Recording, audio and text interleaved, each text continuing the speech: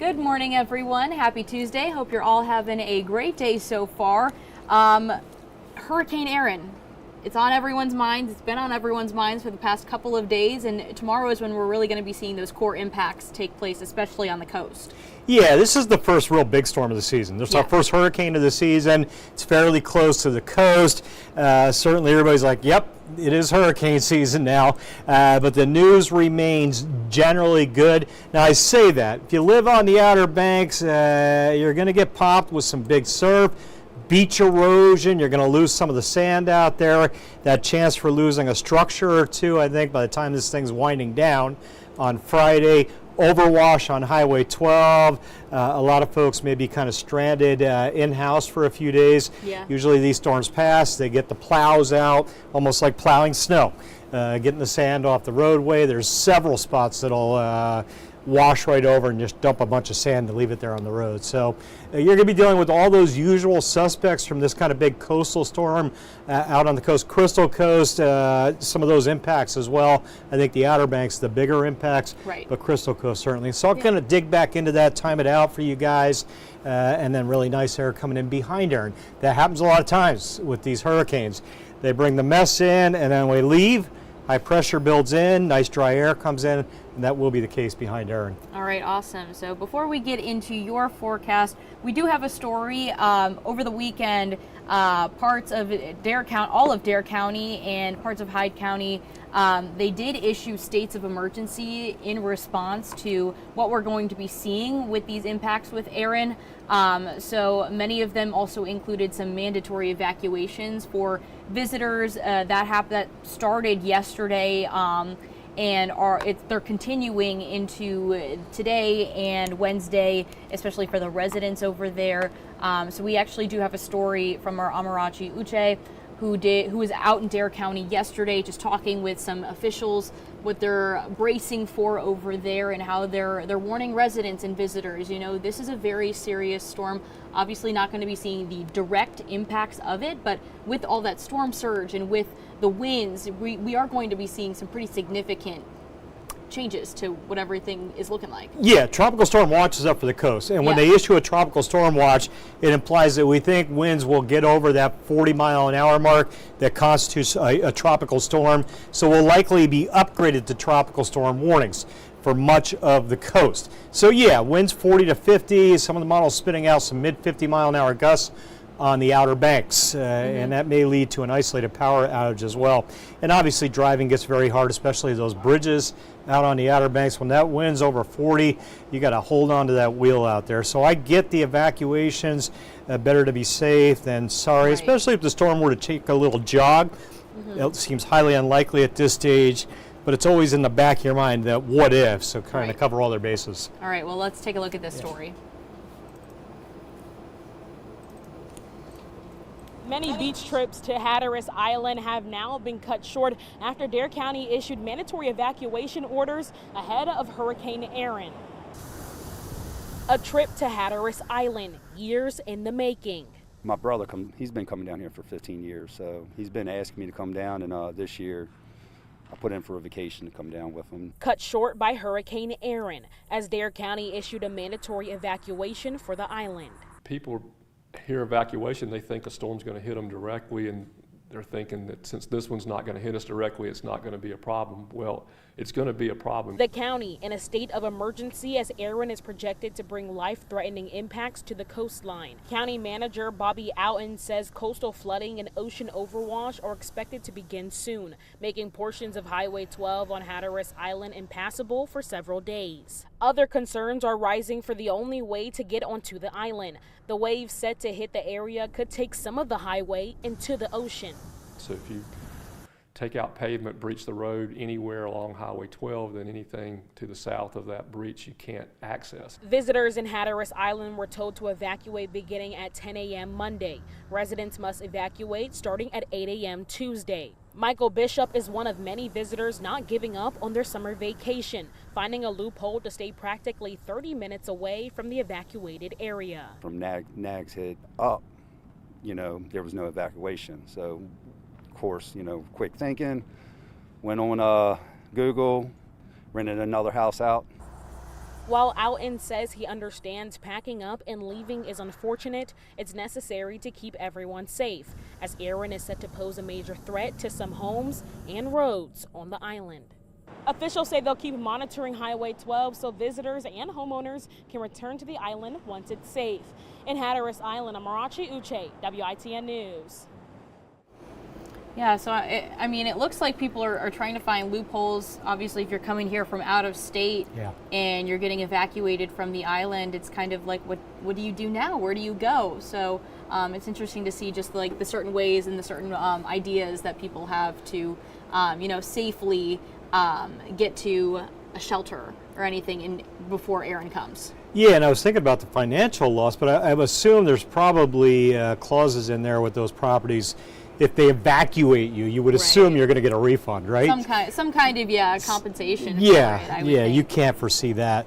But yeah, I mean, when they issue evacuation orders, there's a reason they do it. Right. You mentioned yesterday, I think one of the beaches had 70 rip current rescues. Yeah, this morning we did a story about Wrightsville Beach. They reported having up to 70 rescues yesterday, and Surf City had at least 15. Yep. So a lot of people are still getting in that water, but there are those red flags. I know they've been flying for the past couple of days, especially on the Crystal Coast. Yep.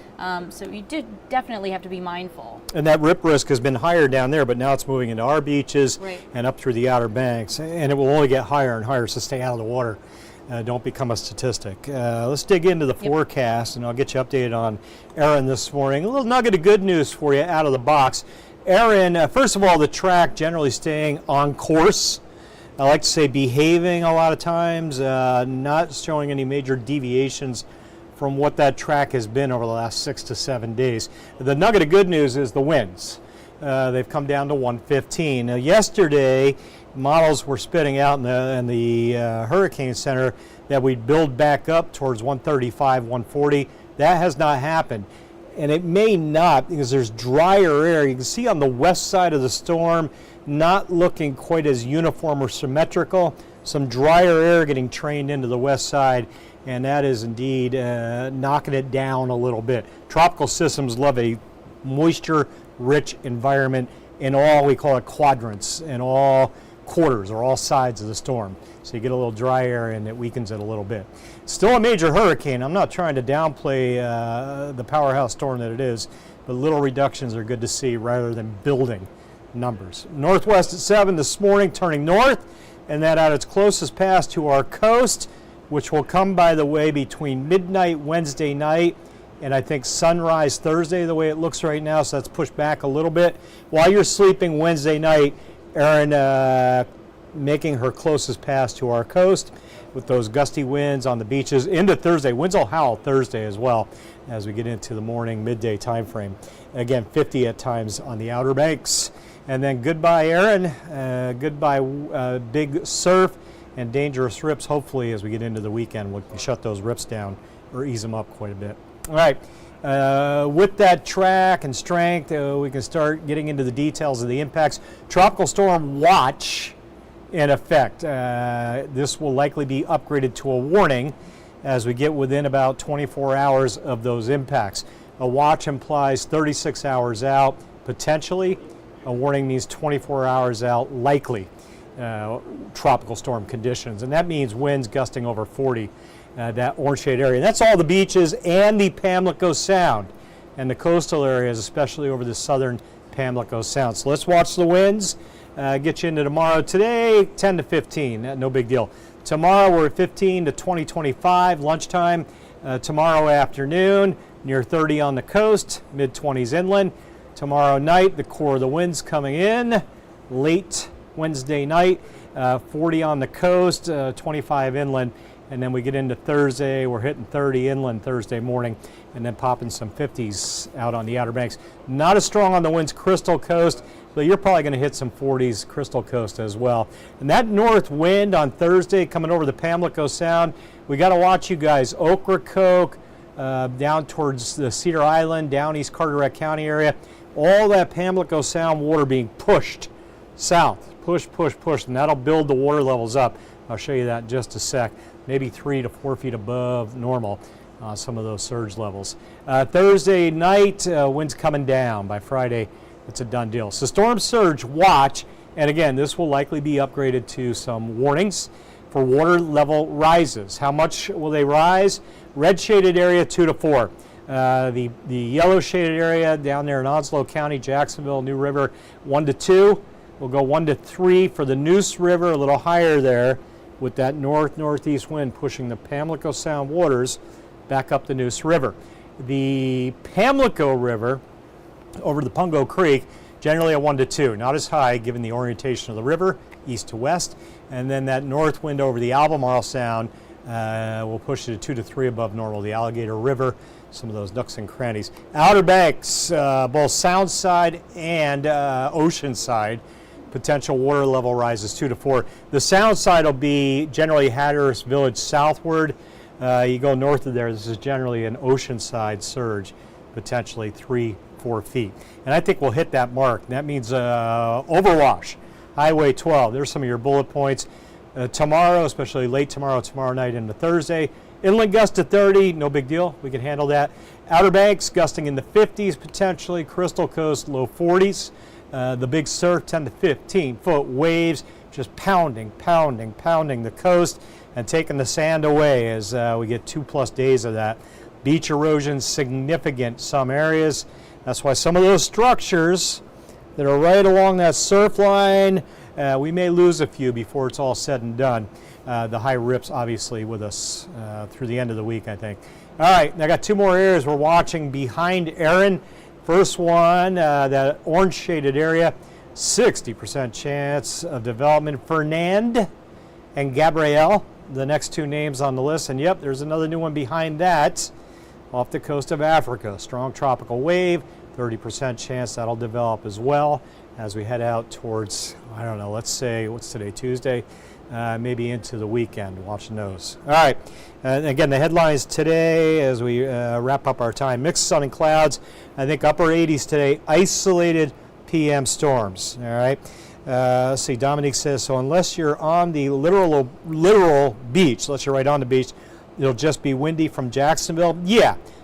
I think Jacksonville will be fine. Amanda down there as well. You may gust, you might hit a 40 in Jacksonville. I think that's unlikely. Gusty winds, maybe a stray shower. You should be fine with that track. It should be good. You see that 8-day forecast, 88, 87 today, tomorrow. 30% today, stray shower storm. 40% Wednesday, Thursday. I would say that's more like 60% on the Outer Banks to maybe 20% or less west of Highway 17. That's where I get that 40. Obviously the beach impacts, the winds, the surf.